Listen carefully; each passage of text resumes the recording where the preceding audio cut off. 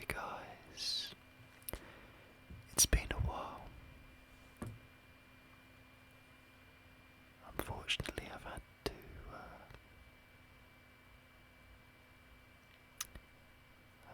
due to some unfortunate circumstances, I had to take a break for a month or so.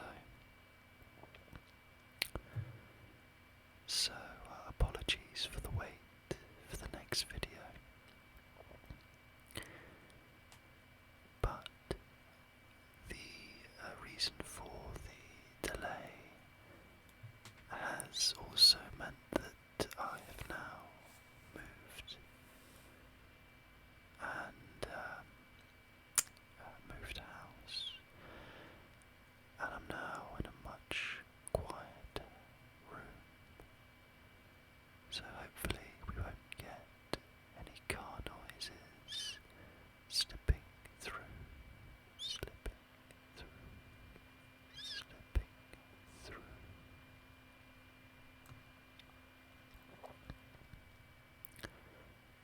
So, I'm sure you saw from the title of this episode, today we're going to be looking at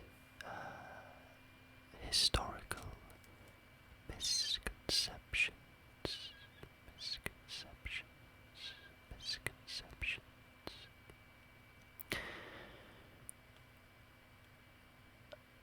It has been a little while since I did a history, since I created a history video,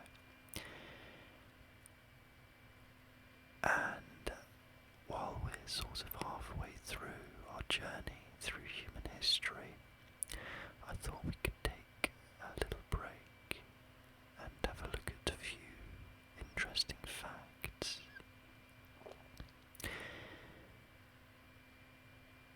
I think this will be more of a one-off, as I think the reading of historical eras is a little more relaxing and perhaps a little more tedious. I always find that if an ASMR video is too interesting, it keeps me awake. So we'll see how this one goes, and if it's something that you guys like, perhaps we'll do something similar again. Now, the idea for this video, I actually started watching a YouTube video for someone who had created, a YouTube video for this exact topic, and I started watching just a small amount and found it far too interesting, so I stopped for the sake of saving it for this. Some of these we may know already, but I'd like to try and enjoy them as you guys do. And of course, with the theme of history, we're going to be looking at historical misconceptions. But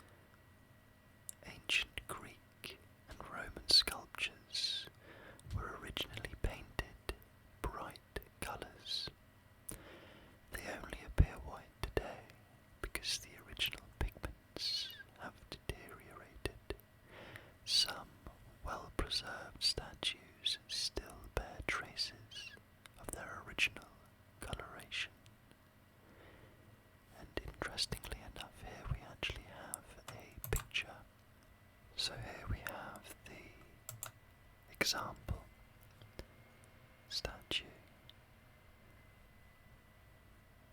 Looks quite funky, doesn't it? It looks like perhaps something a little after classical ages. A little after the classical ages. Perhaps some sort of Middle Age Robin Hood-esque statue. It's very colourful.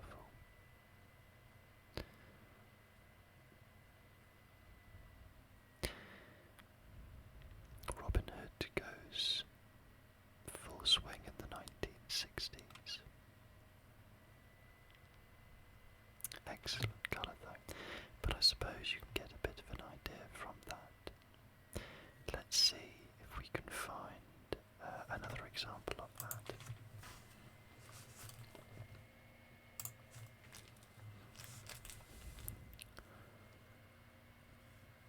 Right, here we go.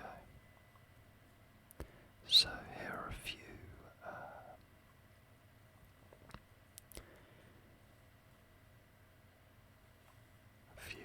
examples that our good friend Google has provided for us.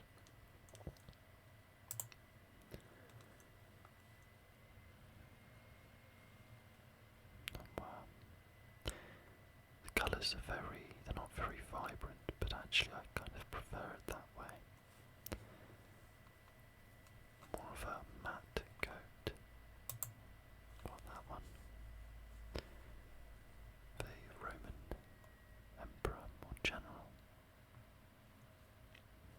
I know I've seen this statue before, but I'm not sure who it is. That's a bit of a better view, isn't it? It's very interesting stuff. Anyway, let's leave our good colourful elf here.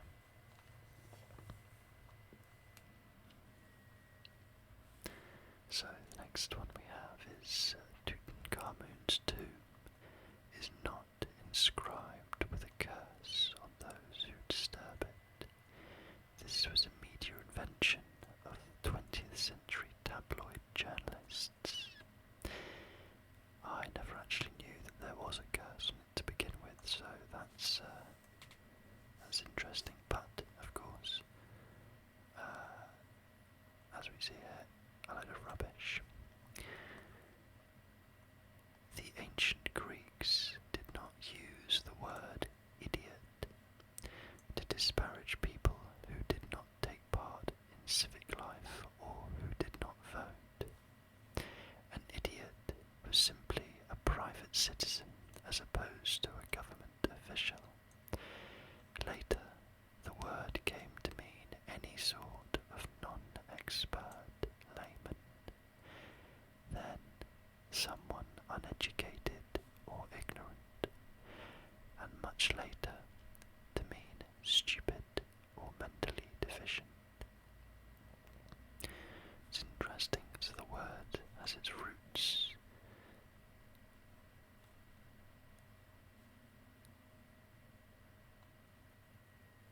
in just describing a type of citizen.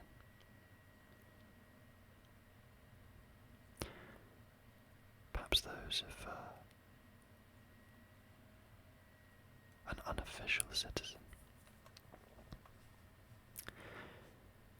There is no evidence that the Roman salute, in which the arm is fully extended forwards or diagonally with fingers touching, was actually used in ancient Rome for greeting or any other purpose.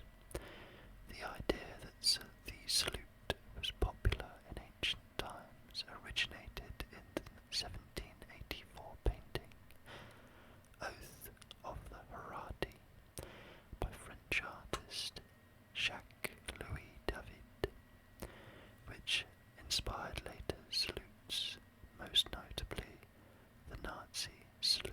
And then we've got an example of the Siegheil salute. But it's interesting that this was originally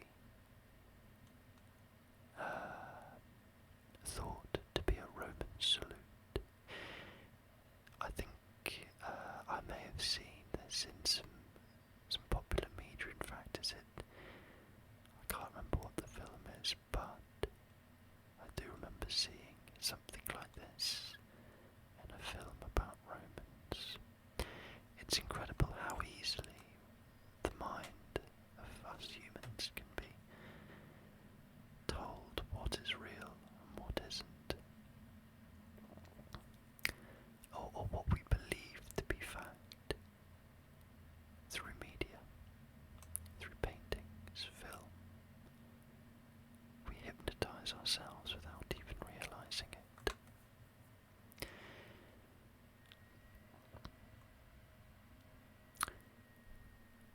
Vomiting was not a regular part of Roman dining customs. In ancient Rome, the architectural feature called the vomitorium was the entranceway through which crowds entered and exited a stadium, not a special room used for purging food during meals. That's a new one to me, the vomitorium. So the vomitorium is a passageway situated below or behind a tier of seats in an amphitheatre or a stadium, through which big crowds can exit rapidly at the end of a performance. So like in a football stadium, just after the turnstiles, the corridors that lead you through to the stands. I suppose that's kind of what this is like. A vomitorium, though, was an interesting name.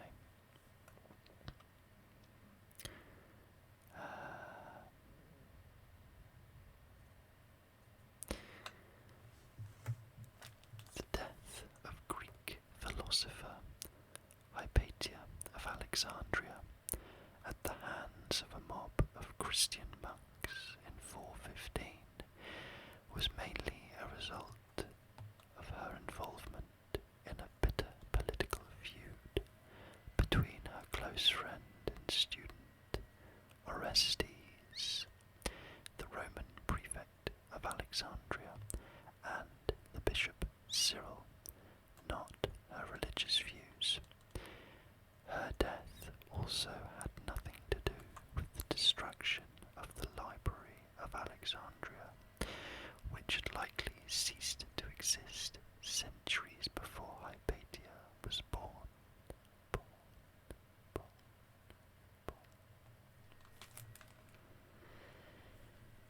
That, well, to be frank, that's actually a fact that I have absolutely no knowledge of anyway.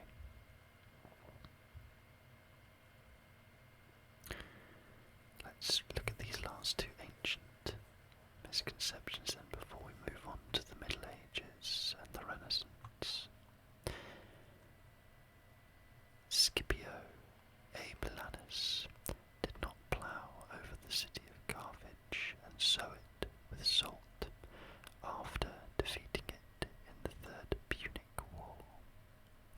Again, not something I'm really aware of, but I can imagine that being quite an interesting tale that the Roman general would have spoken about on his return to Rome.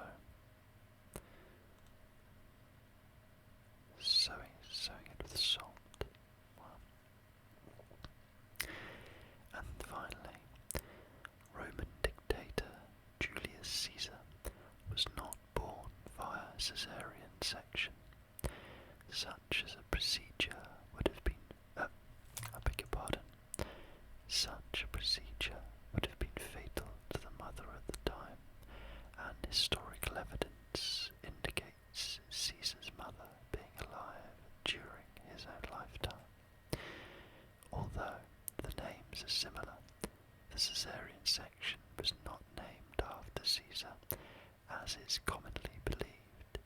It is more likely derived from the Roman verb cidere, I think, which means to cut, to cut, to cut. That's very interesting. I always because I think I was one of those people that always believed that that was part of the reason why it was called a caesarean section. But it's actually from this verb, kedere. I wonder if we can just find out how to pronounce that properly. So classical. Kedera. Is it kedera? Kedera, I think. I think that's the reason why they've separated the D and the R. Kedera. To cut. Right, well, let's move on to the Middle Ages, and there is a plethora of information here before we go on to the early modern. Perhaps I mean, some of these are quite long, but we'll go through them anyway. I'm sure there'll be some interesting bits here. A list of myths about the Middle Ages. That's interesting. Maybe we'll look at that afterwards as well. That could be a very interesting topic. Let's see how long that is. Maybe we could. Misconceptions. Okay, so this is a little more. Yeah, this has got a little more meat to it, hasn't it? Let's go back to our bullet points for now. We can always have a look at that one later if it comes to mind. So, first of all, the Middle Ages were not a time of ignorance, barbarism, and superstition, and the Church did not place religious authority over personal experience and rational activity. Historian of science Edward Grant writes that if revolutionary rational thoughts were expressed in the age of reason, they were made possible because of the long medieval tradition that established the use of reason as one of the most important of human activities. That's interesting. Furthermore, historian of science David C. Lindbergh says that contrary to common belief, the late medieval scholar rarely experienced the coercive power of the Church and would have regarded himself as free, particularly in the natural sciences, to follow reason and observation wherever they led. Describing the period as the Dark Ages in that matter is a common misconception that persists to this day among the lay public. And that's actually something that we discussed in our Middle Ages, Dark Ages video. So that's a little throwback there, which is lovely. The Age of Reason.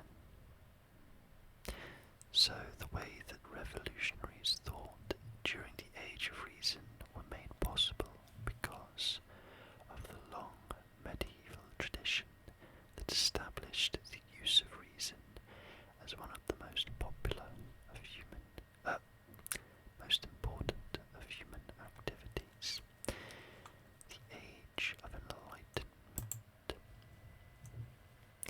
So this was an intellectual and philosophical movement that dominated the world of ideas in Europe during the 17th and 18th centuries. Very interesting. I think we'll definitely be making a video about this. It's part of an idea series on liberalism. There's tons of information on here, isn't there?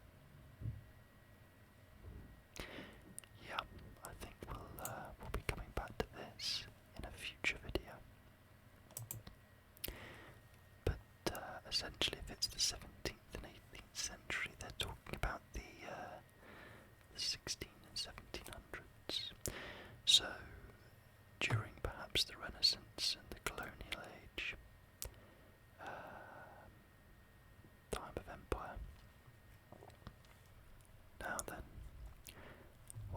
is true that modern life expectancies are much higher by any measure than they were in the Middle Ages and earlier.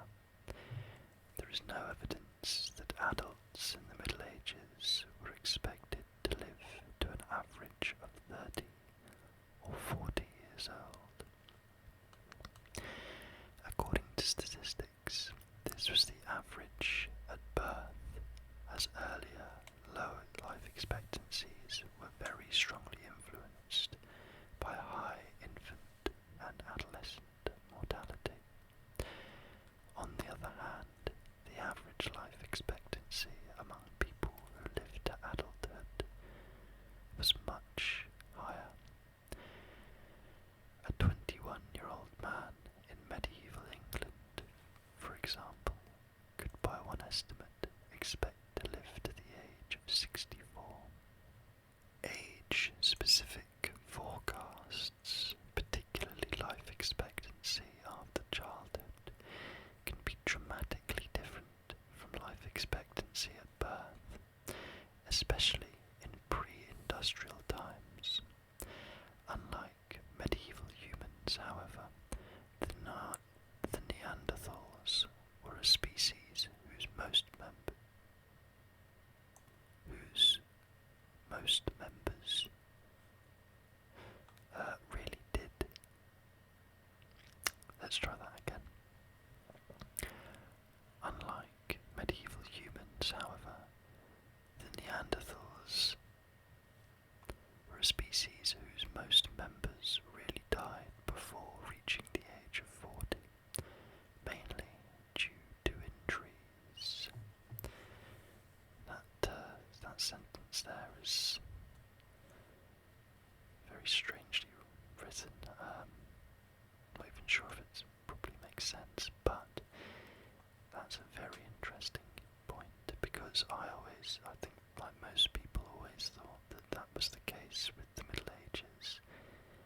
You know, when you have thoughts about the Black Death, disease, conflict, but it's interesting to see that the life expectancy once you're out of adolescence is actually no different to, well, not significantly different to, most people today, albeit, in England I think we have a life expectancy of around 80 years old, but that's still a significantly higher number than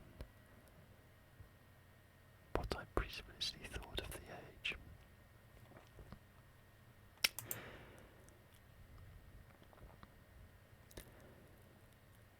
There is no evidence that Vikings wore horns on their helmets. This would have been highly impractical in battle. In fact, the image of Vikings wearing horned helmets stems from the scenography of an 1876 production of the Der Ring des Nibelungen opera cycle by Richard Wagner. Again, this idea of popular media shaping our stereotypical views of people. However,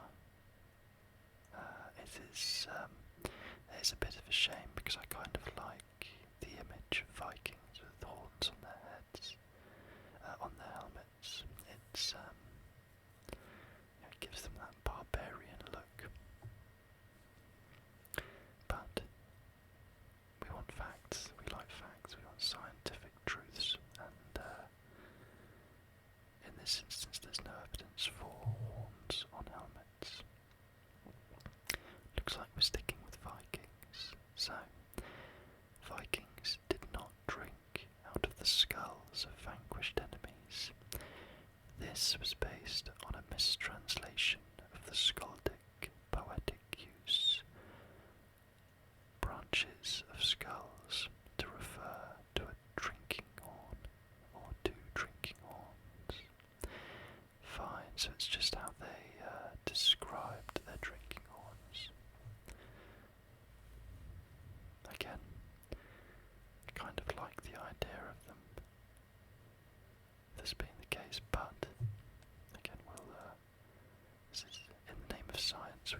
learn the truth. Vikings did not name Iceland as a ploy to discourage others from settling it. Nadod and Varafna Floki Vilgarosen both saw snow and ice on the island when they travelled there, giving the island its name. Greenland, on the other hand, was named in the hope that it would help attract settlers. That's interesting.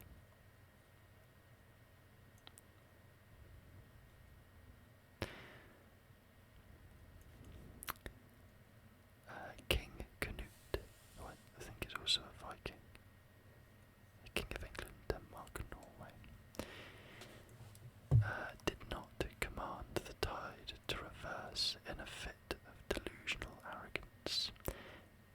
His intent that day, if indeed the incident did occur, was most likely to prove a point to members of his privy council that no man is all-powerful, and we all must bend to forces beyond our control, such as the tides. Okay, well that's a fact that I've got no knowledge of anyway. So, there is no evidence that Iron Maidens were used for torture, or even yet invented in the Middle Ages. Instead, they were pieced together in the 18th century from several artifacts found in museums in order to create spectacular objects intended for commercial exhibition. That's interesting because an Iron Maiden, more commonly known by the band Iron Maiden, but the torture device of basically like a coffin with spikes on the inside that are used to cause horrible pain, are very sort of well-known torture devices from that period. God, it's not a very nice thing to look at, is it? But interesting that so essentially this was put together by, I suspect, maybe a curator of a museum who was perhaps trying to get more customers, bring in people with somewhat more morbid curiosity than those who are already attending the museum.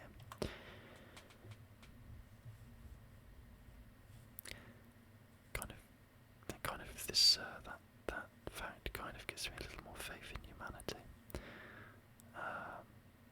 Although perhaps not for the chap who owned the museum. Spiral staircases in castles were not designed in a clockwise direction to hinder right-handed attackers, while clockwise spiral staircases are more common in castles than anti-clockwise. They were even more common in medieval structures without a military role, such as religious buildings. Studies of spiral stairs in castles have concluded that the role and position of spirals in castles had a much stronger domestic and status role than a military function, and that there are sufficient examples of anti-clockwise stairs in Britain and France in the 11th and 12th centuries to indicate that the choice must have depended both on physical convenience and architectural practicalities, and there was no military ideology that demanded clockwise staircases in the cause of fighting efficiency or advantage. And it is actually quite an interesting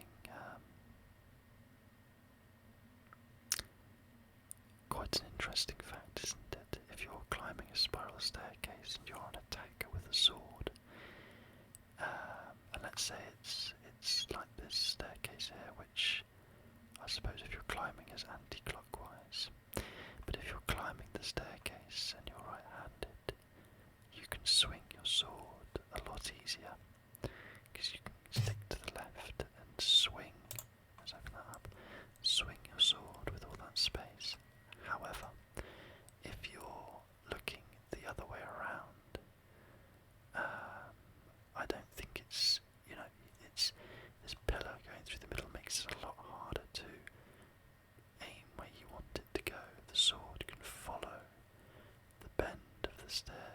from this direction, but from that one it's going to get stuck if you're swinging it down the stairs. It's an interesting idea actually, but again one that has been poo-pooed by Wikipedia. The plate armour of European soldiers did not stop soldiers from moving around or necessitate a crane to get them into a saddle. They would routinely fight on foot and could mount and dismount without help. In fact, soldiers equipped with plate armour were more mobile than those with mail armour or chain mail, like that. As mail was heavier and required stiff padding beneath due to its pliable nature, it is true that armour used in tournaments in the late Middle Ages was significantly heavier than that used in warfare, which may have contributed to this misconception. I mean, it's a good point, but again, I think any sort of person thinking about fighting in a conflict would be thinking far beyond, far in advance of the fight. That if they're needing help to get onto a horse, is that really the best, the most agile way you want to spend this battle? If you're unhorsed and you can barely move, it doesn't matter how much armor you're wearing, you're at such a disadvantage. So I think that makes such a lot of sense. Oh wow, well this one's a little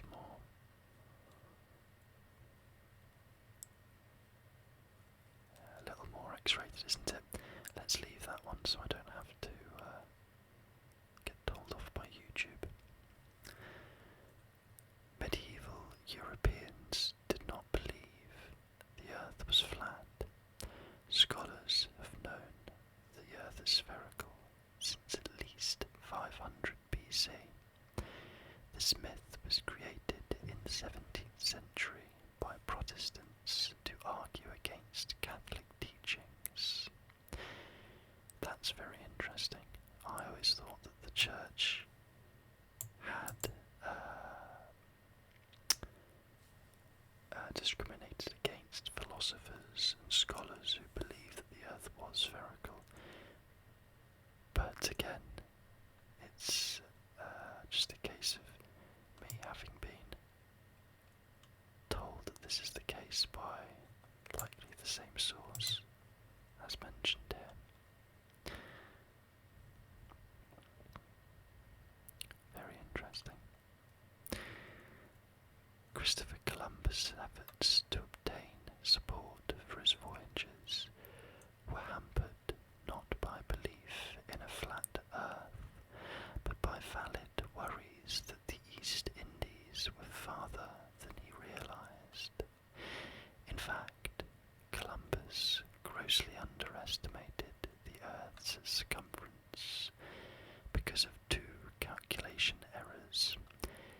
He and all his crew would have died of starvation, thirst, or scurvy had they not inadvertently reached the Caribbean islands off the coast of North America.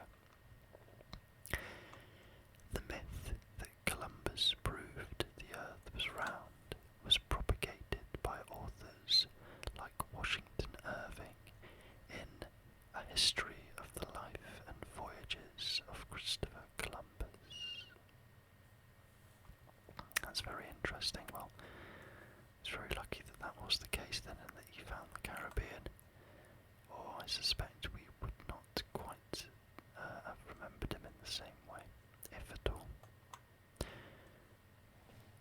Christopher Columbus was not the first European to visit the Americas. Leif Erikson and possibly other Vikings before him explored Finland, which was either the island of Newfoundland, part of modern Canada, or a term for Newfoundland and parts of the North American mainland.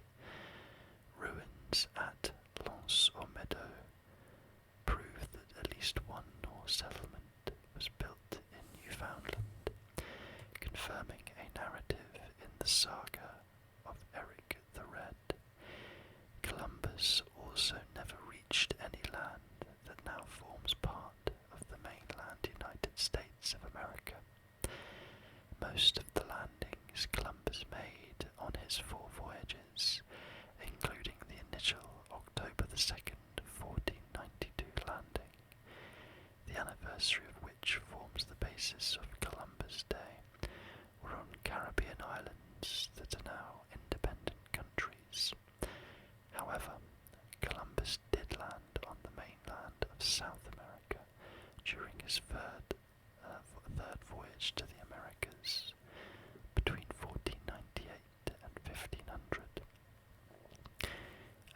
So Finland is an interesting one because I was aware of this, and I believe there's actually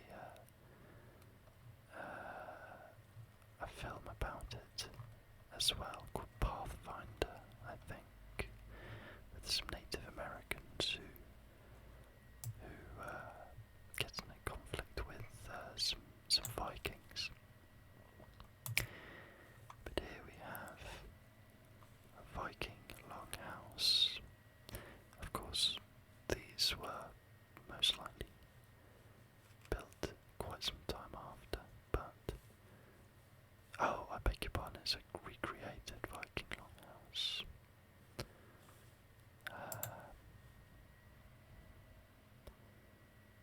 Very interesting though.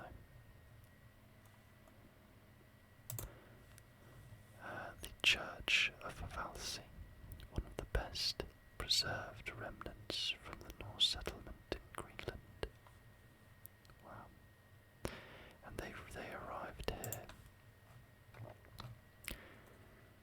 about AD 1000, so almost 500 years, half a millennium before Christopher Columbus, but no one knew for all these years.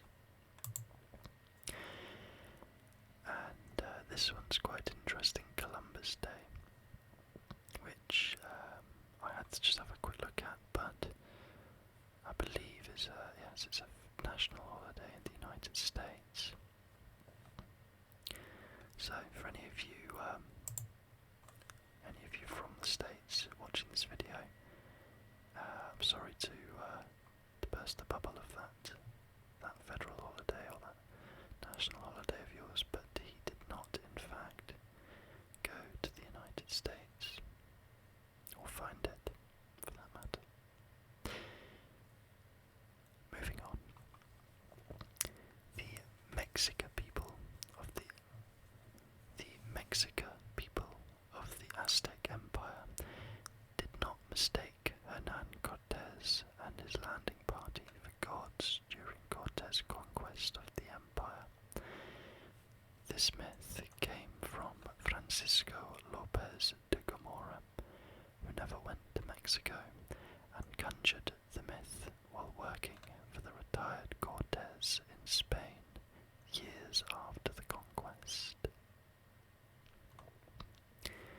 Very interesting. Hernan Cortés, a very famous conquistador, there you go, who not long after, or sometime after Christopher Columbus had found the Middle American area, went to war with the Aztec Empire for their gold. The Aztecs were an empire around mid-Mexico, maybe a little bit further down, not quite as far as the Yucatan Peninsula, but between that area and the United States. And Marco Polo did not import pasta from China, a misconception that originated with the Macaroni Journal. The Macaroni Journal, that sounds interesting. Published by an association of food industries with the goal of promoting the use of pasta in the United States. Marco Polo describes a food similar to lasagna in his travels, but he uses a term with So I suppose pasta was always an Italian thing, or perhaps, or at least not originally a Chinese thing.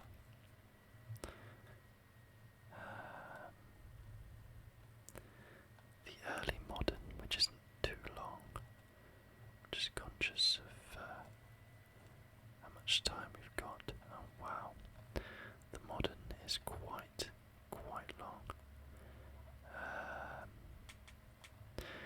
Let's go through the early modern and then I might pick a few to choose from on the modern section. We'll see how we get on. So, contrary to popular image of the Pilgrim Fathers, the early settlers of the Plymouth colony in North America usually did not wear all black, and their capitans were shorter and rounder than the widely depicted tall hat with a buckle on it. Instead, their fashion was based on that of the late Elizabethan era: doublets, jerkins, and ruffs. Both men and women wore the same style of shoes, stockings, capes, coats, and hats in a range of colours, including reds, yellows, purples, and greens. According to Plymouth Plantation historian James W. Baker, the traditional image was formed in the 19th century when buckles were a kind of emblem of quaintness. The Puritans, who also settled in Massachusetts near the same time, did frequently wear all black. It's an interesting thought, isn't it? Because I do remember them always having this similar look. They don't have it on this bit here. I wonder if we can find one. No, maybe not. That's okay. But I know what it means. This image of all black with a hat with a buckle just over the at the base of the what do you call that part of the hat? Or just with a buckle on it. But need to learn a bit more about hats apparently. The bit where your head goes in. Anyway, moving on. The family story that Isaac Newton was inspired to research the nature of gravity by an apple hitting his head is almost certainly apocryphal. All Newton himself ever said was that the idea came to him as he sat in a contemplative mood and was occasioned by the fall of an apple. As being British, that's a story that I have heard before, but it's interesting that it didn't hit his head. It may have just fallen on the ground while he was nearby. Interesting. Now this is one that I have heard before. The accused at the Salem witch trials in North America were not burned at the stake. About 15 died in prison, 19 were hanged, and one was pressed to death. The one that was pressed was apparently an old man who they claimed was a witch or a wizard, and so they left him under. They put a large boulder on top of him. It's just a horrible way to go. But the point is, if you ever thought that the Salem witch trials were essentially a trial of people being burned at the stake, that is not the case at all.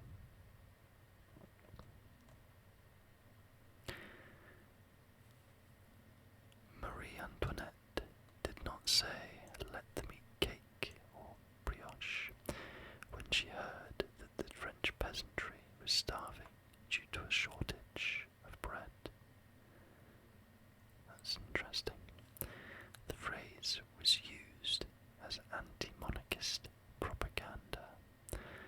So it was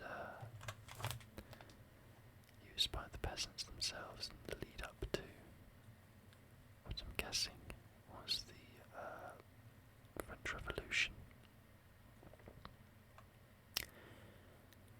George Washington did not have wooden teeth. I had no idea that was an opinion, that he had wooden teeth. Wow. What would wooden teeth even, how would they even work? That must have been so painful. His dentures were made of gold, hippopotamus ivory, lead, animal teeth, including horse and donkey teeth, and possibly human teeth purchased from slaves. I mean, there are some very unsavory things there to have in your mouth, including animal teeth and other people's teeth, but lead, surely that couldn't have been too good for him. He must not have survived too much longer after getting that set of teeth put in. The signing of the United States Declaration of Independence did not occur on July the 4th, 1776. After the Second Continental Congress voted to declare independence on July the 2nd, the final language of the document was approved on July the 4th, and it was printed and distributed on July the 4th and 5th. However, the actual signing occurred on August the 2nd, 1776. There you go.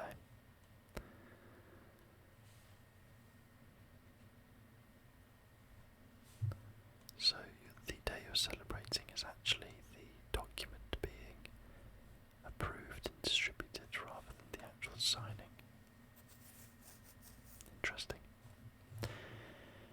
Benjamin Franklin did not propose that the wild turkey be used as the symbol for the United States instead of the bald eagle. While he did serve on a commission that tried to design a seal after the Declaration of Independence, his proposal was an image of Moses. Oh wow.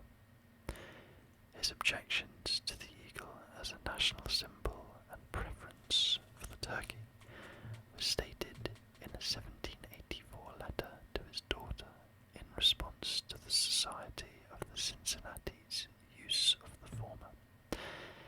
He never expressed that sentiment publicly. Moses, interesting, that could be very different with the seal if there was an image of Moses on there, but of course we're used to the, is it an eagle with something in its, I want to say something in its claws and its talons, like a leaf or a branch. I'm sorry, unfortunately I don't recall what the seal looks like, but I've seen it, but I think it's something like that anyway. Benjamin Banneker, not even sure who that is. Let's skip down. So there was never a bill to make German the official language of the United States that was defeated by one vote in the House of Representatives, nor has one been proposed at the state level. In 1794, a petition from a group of German immigrants was put aside on a procedural vote of 42 to 41 that would have had the government publish some laws in German. This was the basis of the Merlenberg legend, named after the Speaker of the House at the time, Frederick Merlenberg, a speaker of German descent who abstained from his vote. That's interesting. So, not quite for the official language of the country, but at least to have some of the laws written in German. this chap actually abstained, so his vote could have made a difference. But there we go. So lastly, we move on to the modern era.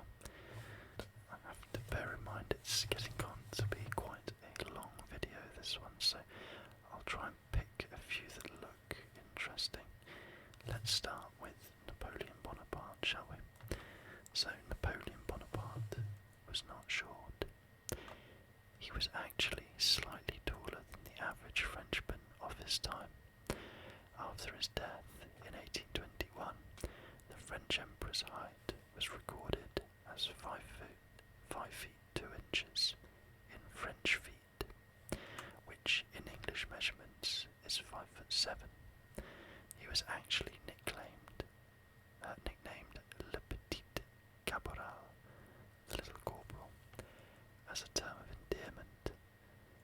Napoleon was often accompanied by his imperial guard, who was selected for their height. This may have contributed to a perception that he was comparatively short. I'm sure he didn't mind that though, having guards that were at least of a good size to look after him.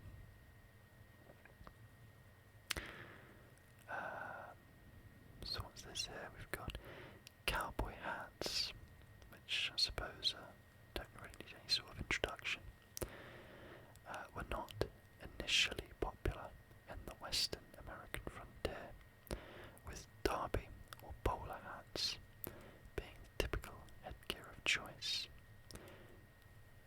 Heavy marketing of the Stetson Boss of the Plains model in the years following the American Civil War was the primary driving force behind the cowboy hat's popularity, with its characteristic dented top not becoming standard until near the end of the 19th century. That's interesting. So, every Western you've ever watched,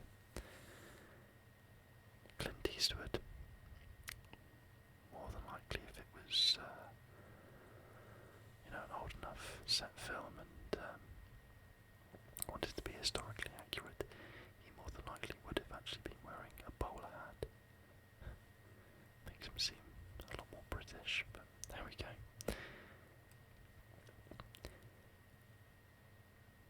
We'll leave that one. Need to be careful with which ones I pick. Right, let's see what else we've got here. Santa Claus, let's have a little look at this one. So, the common image of Santa Claus or Father Christmas as a jolly old man in red robes was not created by the Coca-Cola company as an advertising gimmick. Despite being historically represented with different characteristics in different colours of robes, Santa Claus had already taken his modern form in popular culture and seen extensive use in other companies' advertisements and other mass media at the time Coca-Cola began using his image in the 1930s. 1930s. Now that's quite interesting, because I am one of those that has always believed this, misconception that Coca-Cola, for the reason that Father Christmas looks as he does. I always thought that he originally wore a green outfit, but there we go. The paralytic illness of Franklin D. Roosevelt is now thought unlikely to be polio, which was the diagnosis at the time in 1921, but rather more consistent with Guillain-Barré syndrome, which is a rapid onset muscle weakness caused by the immune system damaging the peripheral nervous system. Wow. Well, there you go.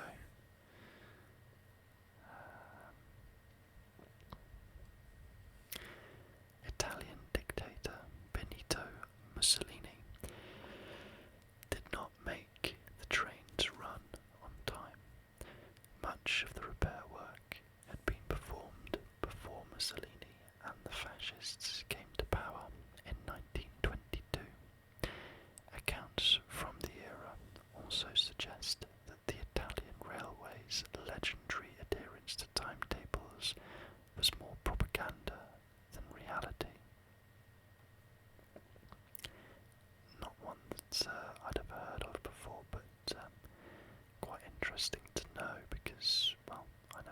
realised there was any sort of correlation with Italian railways and being on time. I know that in Japan there is a very, very strict adherence to trains being on time, and in fact, I learned that, what was it I learned the other day, that if a train is late for whatever reason, I think it was a case of they have to offer you a refund and provide you with a note to present to your employer in Japan to prove that the train was late, because it happens almost none of the time. So if you were to give that reason to your employer, they simply would not believe it. So there you go, a little fact about Japan, but apparently not so much the case in Italy. Let's end off on a couple of good ones. Let's see if I can find some names that look good. We've got some Polish cavalry charging at German tanks.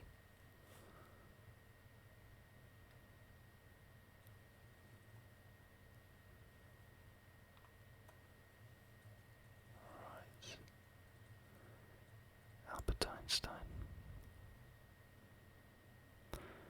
Albert Einstein did not fail mathematics classes in school. Upon seeing a column making this claim, Einstein said, "I never failed in mathematics. Before I was 15, I had mastered differential and integral calculus." Einstein did, however, fail his first entrance exam into the Swiss Federal Polytechnic School in 1895, when he was 2 years younger than his fellow students, but scored exceedingly well in the mathematics and science sections, then passed on his second attempt. It's very interesting.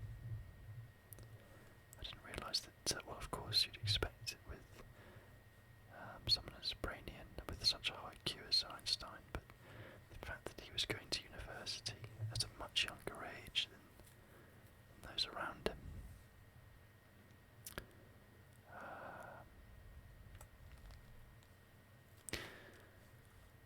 Rosa Parks, very famous lady for African American civil rights. So Rosa Parks was not sitting in the front section of the bus, rather she was sitting in the front of the back section of the bus, where African Americans were expected to sit, but refused to give up her seat to a white man who asked for it, which was also the expected action of African Americans at the time. That's interesting. I mean, it's essentially really the same thing. It's the same issue that's being argued, but in fact it was just a case of, well, no, I suppose actually it's even worse, isn't it? A white person not just telling a black person they can't sit on a certain part of the bus, but when they do sit on the part that they're supposed to sit on at this time, then telling them that they want their chair as well. Well, I'm happy we live in somewhat better times, but there's always room for improvement. The Rolling Stones were not performing Sympathy for the Devil at the 1969 Altamont Free concert when Meredith Hunter was stabbed to death by a member of the local Hells Angels chapter that was serving as security. While the incident that culminated in Hunter's death began while the band was performing the song, prompting a brief interruption before the Stones finished it, it concluded several songs later as the band was performing Under My Thumb. The misconception arose from mistaken reporting in Rolling Stone.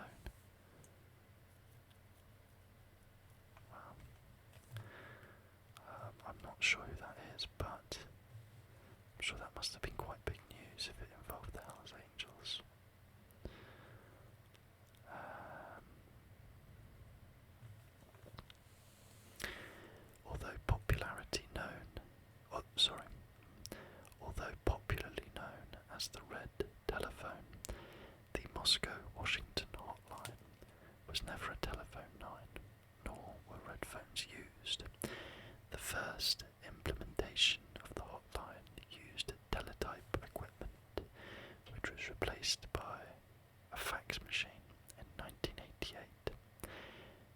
Since 2008, the hotline has been a secure computer link over which the two countries exchange emails. Moreover, the hotline links the Kremlin to the Pentagon, not the White House. That's interesting. I wonder if the White House does actually have links, telephone links to other countries then, or whether they all go through the Pentagon, or whether it's because of, the United States and Russia's relationship. And then for our last one, let's finish on this Russian fact or misconception. So Russia does not explicitly have an Independence Day, nor is there a date that officially commemorates such an occasion. There have been many states that predate the current Russian Federation, and the public holiday of Russia Day only celebrates the establishment of present-day Russia, which occurred on June the 12th, 1990. Both Russians and foreigners commonly refer to Russia Day as Russia's Independence Day, inasmuch as it reflects the break from the Soviet Union that held dominion over Russia from 1918 to 1991. Interesting. Russia Day. Interesting. Well, there were certainly some very interesting misconceptions there, and I have to admit there's such a lot of information on this page. Perhaps we could always come back and do another one of these, because it's very, very interesting and large in number. But for now, I think we'll leave it there. We've learned a little bit about misconceptions from